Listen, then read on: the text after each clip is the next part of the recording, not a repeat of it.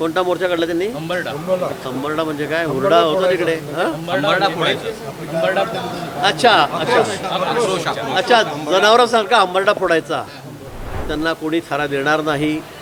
त्यांनी जेव्हापासून माननीय स्वर्गीय बाळासाहेब ठाकरेंचे विचार सोडले तेव्हापासून त्यांच्या नशिबामध्ये मला वाटतं अंबरडाच आहे. ते तुमची भूमिका तुम्ही मांडा ना. तुमचं भूमिका म्हणजे तुमचं रडगाणच असतं. जिंकले तरी पण ओरडणार, हारले तरी ओरडणार. त्यांच्या भूमिका कुठे त्यांची? असतील किंवा फॅकल्टीचं त्याचं उद्घाटन झालेलं आहे, काय सांगा? खानदेश शिक्षण संस्था, प्रताप शेठ जे अंबरण्याचं एक वैभव होतं की काळी त्यांनी काढलेली संस्था. 75 वर्ष, जवळपास 115 वर्ष या संस्थेला तसे झाले. स्वातंत्र्याच्या पूर्वीच्या काळामध्ये ही संस्था त्या ठिकाणी निघाली, नावारूपाला आली. आमच्या जळगाव जिल्ह्यातील सगळ्यात मोठी ही अशी शिक्षण संस्था. आणि त्या शिक्षण संस्थेमध्ये आज विविध इमारतींचं त्या ठिकाणी उद्घाटन होतं. नवीन नवीन कोर्सेस त्यांनी आणलेले आहेत, त्याचं उद्घाटन या ठिकाणी झालेलं आहे. आणि मला वाटतं की साने गुरुजीच्या पथस्पर्शाने पुरी झालेली भूमी आहे. आणि म्हणून या ठिकाणी शिक्षण एक दर्जेदार या ठिकाणी दिलं जातं. इथलं नावलौकिक या संस्थेचा खूप वर्षापासून, मी शालेय जीवनात होतो तेव्हापासून मी बघतो आहे. मी अनेक वेळेला या ग्राउंडवर खेळलेलो आहे, स्पर्धेत आलेलो आहे आमच्या जामनेर कॉलेजकडून, जळगाव कॉलेजकडून. आणि एक वेगळा नावलौकिक असलेली ही संस्था आहे. आणि अजूनही मला वाटतं की ती दिवसेंदिवस ती वृद्धिंगत होते, ती वाढते आहे. नवीन नवीन कोर्स त्या ठिकाणी येत आहेत.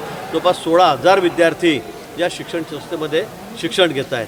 आणि म्हणून आज या कार्यक्रमाला येताना मला विशेष आनंद या ठिकाणी झालेला आहे. छत्रपती संभाजीनगरात आज उद्धव ठाकरे यांच्या उपस्थितीत अंबरडा मोर्चाचं आयोजन करण्यात आलं.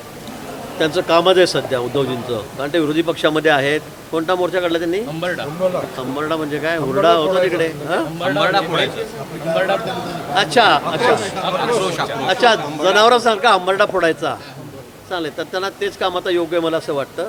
कारण आता त्यांना कोणी थारा देणार नाही. त्यांनी जेव्हापासून माननीय स्वर्गीय बाळासाहेब ठाकरेंचे विचार सोडले तेव्हापासून त्यांच्या नशिबामध्ये मला वाटतं अंबरडाच आहे.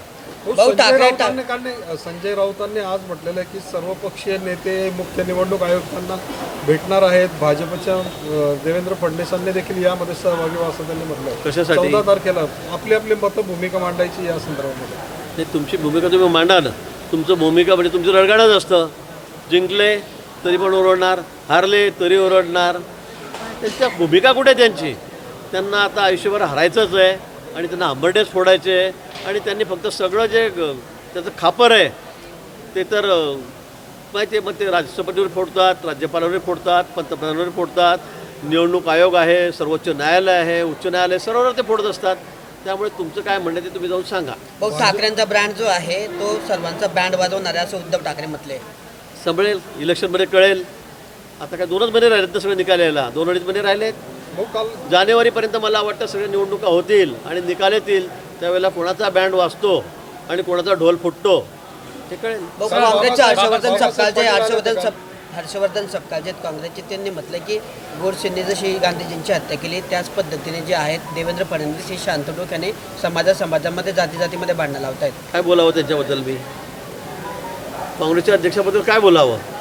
तर बालिश स्टेटमेंट नेहमी ते करत असतात. ते कसे काँग्रेसच्या अध्यक्षाला उडून झाले तर मला अजून कळत नाही आहे खरं म्हणजे. आता सगळं त्यांच्याकडे सगळे चारी दिशेला चारीची तोंड आहेत. सगळे नेते म्हणजे वडट्टीवार काय बोलतील, आमचे नानासाहेब काय बोलतील, हे साहेब अध्यक्ष आहेत हे काय बोलतील. कोणाचंच तोंड कोणाच्या एखाद्या दिशेने नाही आहे.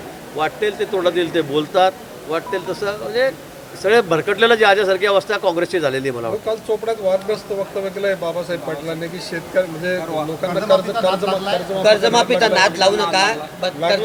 कर्जमाफीचा नाद लागलाय.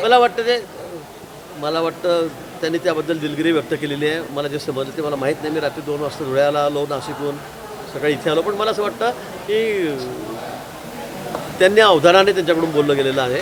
त्यांचा म्हणण्याचा अर्थ तसा नव्हता. आणि पण त्यांनी त्याबद्दल दिलगिरी व्यक्त केलेली आहे. त्यांनी थेट म्हटलं की आम्ही निवडणुकीत काही आश्वासनं देतो, तुम्ही विचार केला पाहिजे. नाही, मला वाटतं असं बोलता का म्हणजे आम्ही जी आश्वासनं दिली ती सगळी पूर्ण करतो आहोत.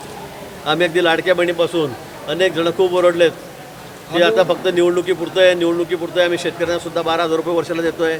आम्ही लाडक्या बहिणींना सुद्धा सगळ्या योजनेचा लाभ देतो आहे. आम्ही स्वस्त धान्य दुकानावर मोफत धान्य गरीब लोकांना त्या ठिकाणी देतो आहे. STचं अर्ध तिकीट महिलांसाठी ती योजना आमची चालू आहे. आमची एकही योजना बंद झाली ते तुम्ही आम्हाला सांगा. ते तर मला असं वाटतं की ते का बोलले मला कळालं नाही. अनाधावनाने बोलले ते. एखाद्याने गावात नदी मागितली तरी आम्ही देऊ असं आश्वासन देतो निवडणुकीपूर्वी, कारण आम्हाला जिंकायचं असतं. म्हणजे मला त्या बाबतीमध्ये काही फार बोलता येणार नाही, पण असं कुठल्याही नेत्याने किंवा मंत्र्याने किंवा आमदार कोणी लोकप्रिय असेल, मला वाटतं असं बोलताच कामा नाही. त्यांना धावनाने का बोलले, कशासाठी बोलले हे मला माहीत नाही, का काय गमतीत बोलले मला कल्पना नाही, पण मला वाटतं असं बोलू नये. आपल्याला जे शक्य आहे, तुम्ही बघितलं असेल, मी 35 वर्ष 40 वर्षाला निवडून येतो आहे, पण असं अंतर आम्ही कधी बोलत नाही. जे शक्य आपल्याला तेच आम्ही बोलतो आणि जे आम्हाला पूर्ण करता येण्यासारखं आहे त्याचंच वचन आम्ही देतो.